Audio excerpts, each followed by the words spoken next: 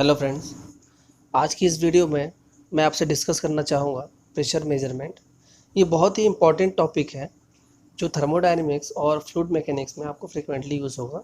In fact आप जितने भी थर्मल सब्जेक्ट पढ़ोगे सभी में ये यूज़ होता ही है और अमूमन ये इसमें बहुत डाउट रहता है बच्चों को। तो आइए देखते हैं। यहाँ पे मैं ट्राई करूँगा कि आज ये पूरा वीडियो देखने के बाद आप इस पर अच्छे से वर्क कर सको। तो first of all, the terminology of pressure. तो pressure is what? It is nothing but the force per unit area. So generally अपन जो मेजरमेंट करते हैं प्रेशर का वो एटमॉस्फेरिक प्रेशर में यूज़ करते हैं। One atmospheric pressure it is equal to 1.01325 bar. Bar is what? It is the 10⁵ pascal newton per metre square. तो यहाँ पे जो प्रेशर जितने भी मेजरमेंट करते हैं प्रेशर मेजरमेंट डिवाइस है, अमूमन वो जनरली वो गेज प्रेशर मेजरमेंट करते हैं। अब ये क्या होता है गेज प्रेशर? मैं आपको यहाँ पे एक चीज़ और क्लियर करूँगा कि एटमॉस्फेरिक प्रेशर ना ये रिलेटिव थिंग है। अगर आप एक ओपन एटमॉस्फेयर पे हो तो value of the atmospheric pressure is 1.01325 bar. But आगे देखते हैं, मैं आपको बताऊंगा कि ये रिलेटिव क्यों है ये प्रेशर, है ना। तो always remember that this is the relative. Pre atmospheric ये चेंज हो सकता है आपका जो लोकल एटमॉस्फेयर है उसके अकॉर्डिंग। तो if the pressure is higher than the P atmospheric pressure it is called gauge pressure, and if the pressure is lower than the P atmospheric pressure it is called the vacuum pressure or negative gauge pressure. P atmospheric से ऊपर positive gauge और P atmospheric से नीचे vacuum और negative gauge pressure बोलते हैं। और जो ये जो जीरो लाइन है, ये एक्स जीरो लाइन जो है इसको बोलते हैं एब्सोल्यूट प्रेशर। ठीक है, तो absolute pressure is equal to what? P atmospheric plus gauge pressure, plus minus लगा सकते हैं यहाँ पे। इफ द प्रेशर अप्लाइड और इफ इट इज पॉजिटिव तो it will be add, and if it is negative it will be minus, है ना। Measurement करने के लिए आपके पास जो डिवाइस है वहाँ पे मेनली अपन यूज़ करते हैं बर्डन गेज। बर्डेज के एक ट्यूब लाइक स्ट्रक्चर होता है, इसमें एक ऐसा हेलिकल शेप का रहता है, इसमें फ्लूइड एंटर करते हैं और उसके अकॉर्डिंग यहाँ पे फिर एक डायल गेज बना होता है। आपने साथ मेजरमेंट में पढ़ा भी होगा इसको, है ना। तो जब इसमें फ्लूइड एंटर होता है तो ये इट ट्राई टू स्ट्रे, फैलता है, सीधा होने का ट्राई करता है। उसके अकॉर्डिंग फिर एक जो यहाँ पे जो इंडिकेटर है वो इंडिकेट करता है कि प्रेशर डिफरेंस कितना है। बर्डन गेज का जो मेन जो थिंग है वो ये है कि it measures the difference between the system pressure inside tube and atmospheric pressure. फिर से मैं यहाँ पे बोलूँगा, इसको कोड करूँगा, इट कैन बी चेंज, है ना। ये आपका हमेशा ये रहेगा ये नहीं है। जनरली हम लोग बोलते ही हैं वन एटमॉस्फेरिक प्रेशर मतलब ये। तो एटमॉस्फेरिक प्रेशर से अपन यही समझते हैं कि जो इन्वायरमेंटल ओपन जो प्रेशर है वो। एक क्वेश्चन करता हूँ related to Bourdon gauge, it is very important. अगर आप इसको समझ जाते हो इसका मतलब आप प्रेशर ये बर्डन गेज समझ गया।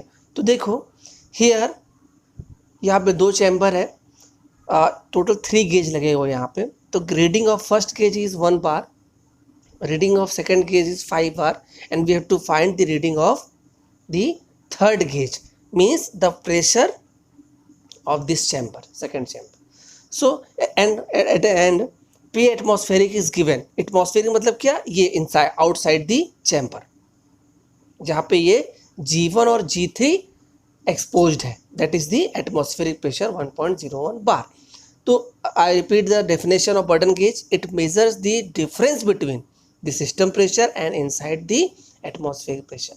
अब अगर G1 इस चैम्बर का प्रेशर शो कर रहा है 1 बार, इसका मतलब एब्सोल्यूट प्रेशर कितना होना चाहिए इसके लिए? तो 1 bar is the gauge pressure and atmospheric pressure is it is given here 1.0।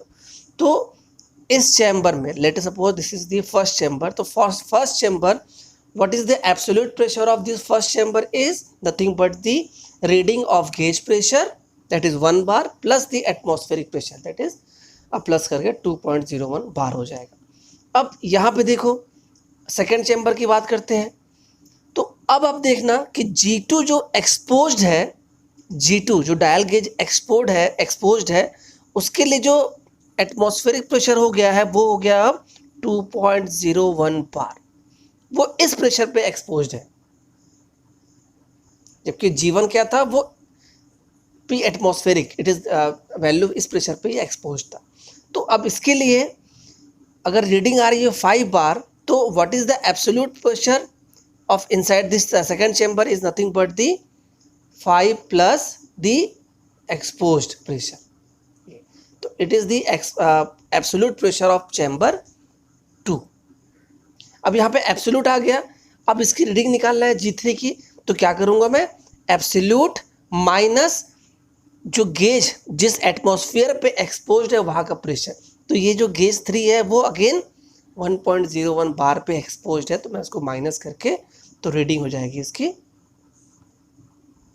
6, क्योंकि क्या हुआ यहाँ पे, ये तो एक्सपोज था ही यहाँ पे, यहाँ का एब्सोल्यूट प्रेशर अगर दिखा रहा है 7.01 बार, तो इसकी रीडिंग कितनी शो होनी चाहिए, absolute pressure minus the atmospheric pressure, यहाँ पे देखो absolute pressure minus the atmospheric pressure, and for G3 atmospheric pressure is 1.01 bar.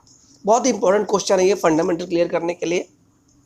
I hope आपको ये समझ में आया हो, अगर नहीं आया तो आप मुझे कमेंट सेक्शन में बताएंगे, मैं इसको श्योरली आंसर करूँगा और बेटर वे में ट्राई करूँगा समझाने का। नेक्स्ट देखते हैं, open YouTube, first measurement device हो गया बर्डन गेज, सेकेंड हो गया ओपन यूट्यूब। ये क्वेश्चन आता है ऑब्जेक्टिव टाइप क्वेश्चन में आता है कि ओपन यूट्यूब मेजरमेंट जो डिवाइस है, it is use to indicate the gauge pressure and as well as the vacuum pressure, मतलब ये दोनों प्रेशर को मेजर कर सकता है, गेज को भी और vacuum. And close U tube, this is the third kind of pressure measurement device, it indicates the absolute pressure. It is very important question for objective type question, है ना। Closed U tube is use for to measure the absolute pressure. अब एक pressure यहाँ पे और देख लेते हैं, मैनोमीटर, है ना। तो मैनोमीटर में क्या है कि आप देखो यहाँ पे मैंने टैंक बना के रखा हुआ है, और ये जो डैश लाइन है ये फ्री सरफेस का मतलब ये होता है कि ये जिस भी एटमॉस्फेयर पे एक्सपोज्ड है, तो लेट अस सपोज ये अभी हमारे एटमॉस्फेयर पे एक्सपोज्ड है।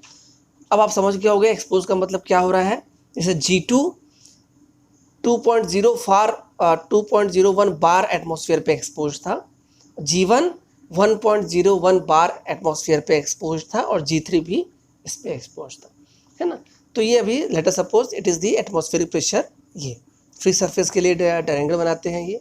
अब मुझे अगर from the free surface height h पे प्रेशर फाइंड आउट करना है, तो मैं यहाँ पे लिखूँगा pressure value of A free surface, B is the where we have to find the pressure, तो AB is equal to what, rho is what, is this the density of the liquid, जिस भी density में हम downward जा रहे हैं, into G gravitational acceleration and the height h, तो it indicates the gauge pressure, this formula is used for the gauge pressure।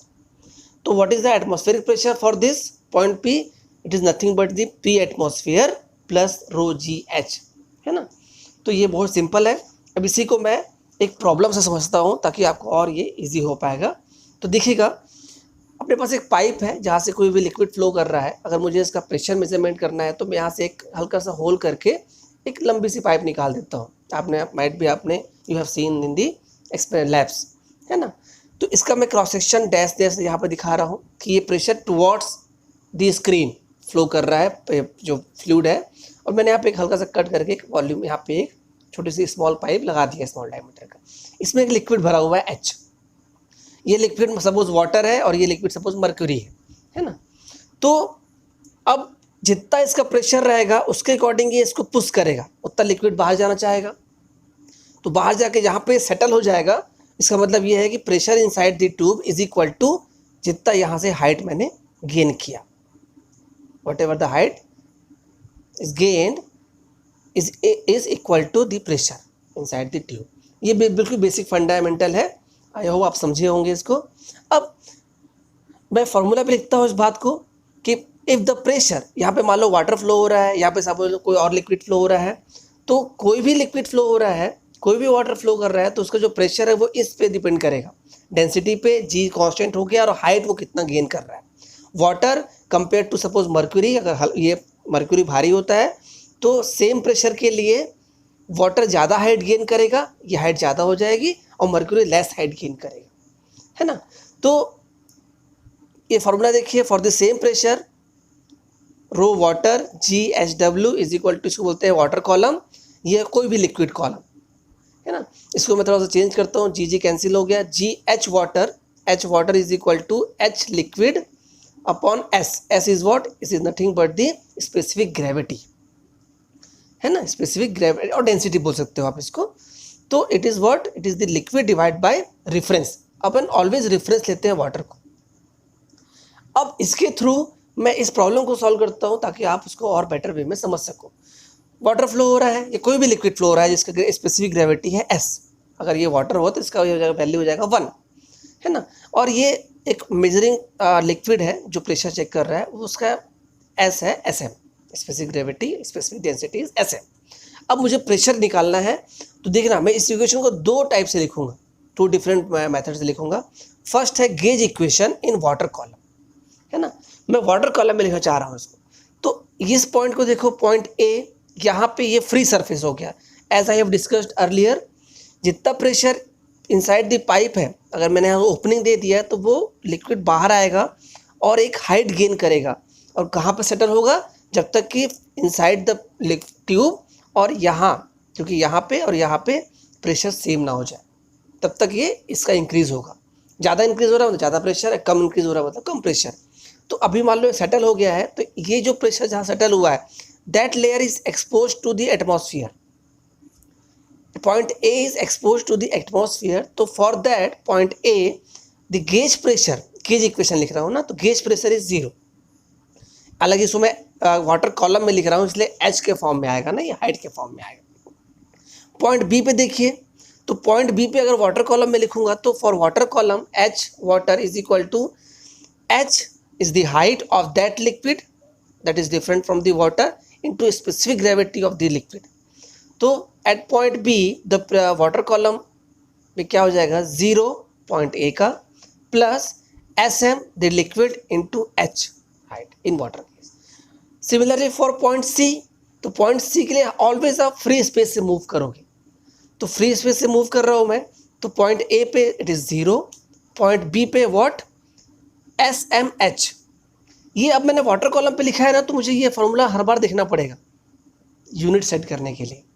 Plus S is what, it is the another liquid का S है into Y is the height, ये Y हो गया। तो ये equation हो गया वाटर कॉलम में।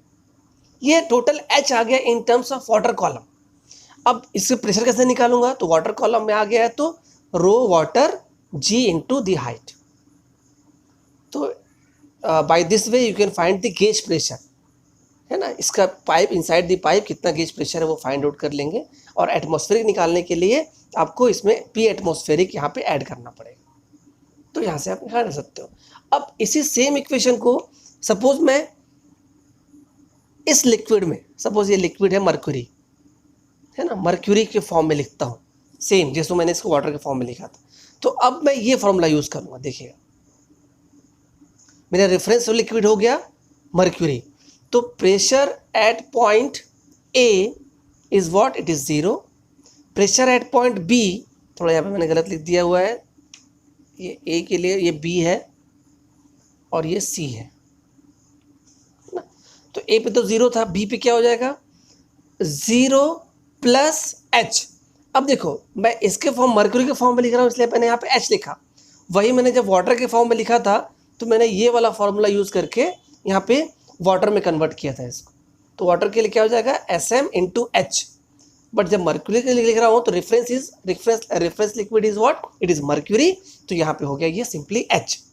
प्लस सी के लिए देख लेते हैं हम, तो 0 पॉइंट ए पे, पॉइंट बी पे एच एंड पॉइंट सी पे क्या हो जाएगा प्लस, मर्क्यूरी में लिखना है तो यहाँ से देखिए एच एम एस एम या simple H in this case is equal to y into S. तो y into S divide by S M, ये टर्म आ जाएगा। तो ये कंप्लीट किस फॉर्म में हो गया अब आपका मर्क्यूरी के लिए मैंने लिख दिया है इसको। सिंपल है, फिर आप उसमें मर्क्यूरी का डेंसिटी मल्टीप्लाई कर दोगे, जी मल्टीप्लाई कर दोगे तो आपको प्रेशर वैल्यू मिल जाएगी। इसका आंसर और इसका आंसर दोनों का आंसर सेम आएगा, क्योंकि प्रेशर जब निकाल रहे हैं तो ये पास्कल में होगा। यस, वाटर कॉलम में निकालोगे तो इसकी हाइट ज़्यादा आएगी compare to the mercury height, है ना, क्योंकि mercury is heavier than the water. तो for the same pressure height of mercury column is less than the water. तो यहाँ पे एंड करता हूँ। आई होप आपको समझ में आया होगा। मुझे अपना कमेंट फीडबैक कमेंट्स बॉक्स में लिख के बताइए, और आप प्रॉब्लम सॉल्व कीजिए, और अगर कोई डाउट होता तब भी मुझसे आप पूछिए। ठीक है, थैंक यू वेरी मच।